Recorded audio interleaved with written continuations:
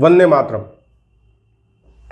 बंधुओं, आज हम एक अति महत्वपूर्ण विषय पे चर्चा करेंगे और ये विषय आज के लिए तो रेलिवेंट है ही है, आने वाले भविष्य के लिए ज़्यादा आवश्यक है। हम किस प्रकार के समाज में रह रहे हैं और हम अपने बच्चों के लिए कैसा समाज छोड़ के जाएंगे, कैसा माहौल छोड़ के जाएंगे, ये हमें निश्चित करना है। और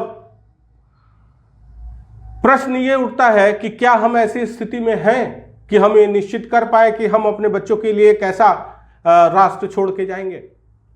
अगर हम अपने आसपास की घटनाओं पर एक दृष्टि डालें, अभी 2 दिन पहले जॉर्डन में सीरिया में तख्ता पलट हो गया।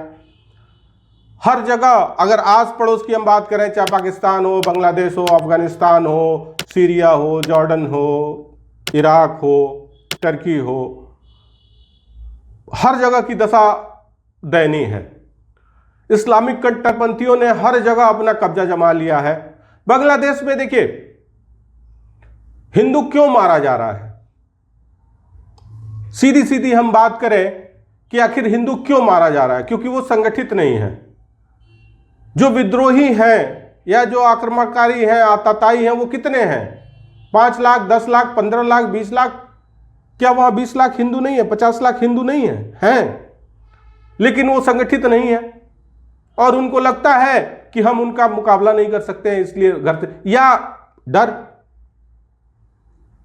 क्यों है? क्योंकि संगठित नहीं है। बांग्लादेश से हमें सीख लेने की आवश्यकता है। हम यहां बहुत सारे धरना प्रदर्शन कर रहे हैं, लेकिन क्या हुआ? कोई फर्क पड़ रहा है क्या? बांग्लादेश में के अगेंस्ट कोई सैंक्शंस आए?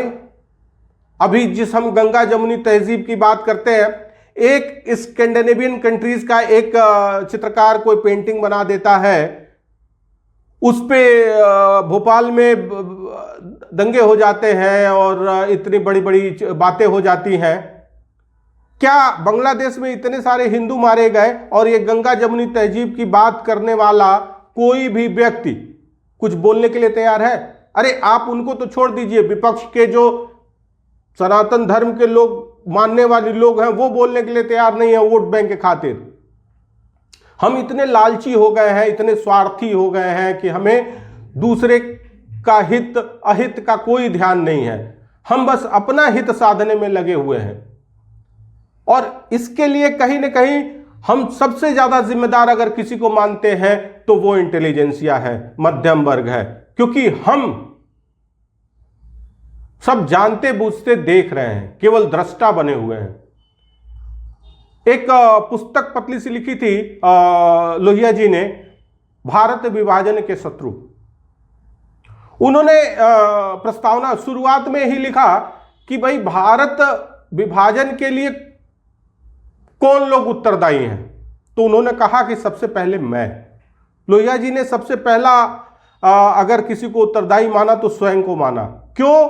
वो कहते हैं कि सब कुछ होता गया मेरे सामने और मैं बैठ के देखता रहा। और हम लोग भी कहीं ना कहीं यही कार्य कर रहे हैं कि सब कुछ होता जा रहा है और हम लोग बैठ के देख रहे हैं। हम लोग कर क्या रहे हैं? अभी मैं कुछ दिन पहले सोच रहा था कि अगर कुछ इस तरह का विध्वंसक कार्य हो तो ये जो मध्यम वर्ग है, हाई राइज में रहने वाला, ये तो सबसे ज्यादा हाशिए पे बैठा हुआ है। ये शारीरिक रूप से क्या उतना क्षमतावान है? अभी मैं सोच रहा था कि अगर कभी ऐसा हो, अगर हम घर से निकलें तो हमारे साथ कितने लोग निकलेंगे, और मैं ईमानदारी से बताऊं कोई भी चेहरा मेरी समझ में नहीं आया कि जो मेरे साथ आके खड़ा हो जाए। तो ऐसी परिस्थितियां बनी हुई हैं और हम अभी भी सो रहे हैं, पैसा कमाने में लगे हुए हैं, जबकि हम देख रहे हैं कि जो पैसा कमा के वहां बैठे थे उनका पैसा कितनी आसानी से लोगों ने छीन लिया। आप सीरिया में देखिए, वहां के राष्ट्रपति का टेबल चेयर सोफा तक उठा ले गए लोग। तो हमारी आपकी क्या औकात है? तो बंधुओं, हमें बहुत कहते हैं कि देखिए, हम किसी पे जुल्म करने के पक्ष में नहीं हैं, हम आक्रांता नहीं हैं, लेकिन हम आत्मरक्षा भी न कर सके इतने कमजोर भी नहीं है। हर व्यक्ति को एक नैसर्गिक अधिकार मिला हुआ है, प्रत्येक व्यक्ति नहीं है, प्रत्येक जीव को नैसर्गिक अधिकार मिला हुआ है कि वो अपनी आत्मरक्षा कर सके। निराला जी की पंक्तियां इसीलिए सदैव मैं सुनाता रहता हूं कि क्षमा सोबत उस भुजंग को जिसके पास गरल हो। विषहीन अगर आप हो जाएंगे तो कोई भी आपको उठा के फेंक देगा। क्षमा आप तभी करने के अधिकारी हैं अगर आप सामर्थ्यवान हैं। अगर आप सामर्थ्यहीन हैं तो आप क्षमा क्या करेंगे? आप तो अपनी रक्षा भी नहीं कर सकते, आप क्षमा क्या करेंगे? तो सबसे पहले आपको अपना सामर्थ्य बढ़ाने की आवश्यकता है। और जैसा कि कहते हैं कि संगे शक्ति कलयुगे, कलयुग में एकमात्र शक्ति है। कृष्ण द्वापर में जाते जाते कह गए थे कि अब मैं कलयुग में नहीं आऊंगा। कलयुग में अगर आपको सुरक्षित रहना है तो संगठित रहिए। तो हमें ये आत्मचिंतन करने की आवश्यकता है, क्या हम उस स्तर पे संगठित हैं? और नहीं संगठित है तो क्यों नहीं संगठित है? हम अपने निहित स्वार्थों से बाहर आके, भाई हम अपने स्तर पे अपने स्वार्थों के लिए जूझते रहे, लेकिन एक ब्रॉडर लेवल पे अपने निहित स्वार्थों को किनारे रख के हमें एकजुट होना पड़ेगा, संगठित होना पड़ेगा। और नहीं तो फिर आप देख रहे हैं बांग्लादेश में कितने उद्योगपति मार दिए गए और उनकी प्रॉपर्टी छीन ली गई। तो आप ये जो 1 फ्लैट 2 फ्लैट 4 फ्लैट और 5 गाड़ी कर रहे हैं, ये आपके किसी काम नहीं आएगा। अभी कुछ दिन पहले कोरोना बीता, आपने देखा, वो एक महामारी थी जिसमें सारा पैसा धरा रह गया, आदमी को हॉस्पिटल में बेड नहीं मिला। तो अगर आप सोचिए कि इस तरह से आक्रांता और आतताई अगर आपके घर में घुस जाएंगे तो आपके पास क्या बचेगा? न इज्जत बचेगी, ना आबरू बचेगा, ना धन संपत्ति, कुछ भी आपके पास नहीं रह जाएगा। तो बंधुओं, अभी भी समय है। हम ये नहीं कहते कि आपको आतताई हो जाना चाहिए, लेकिन आत्मरक्षा का अधिकार आपको भी है।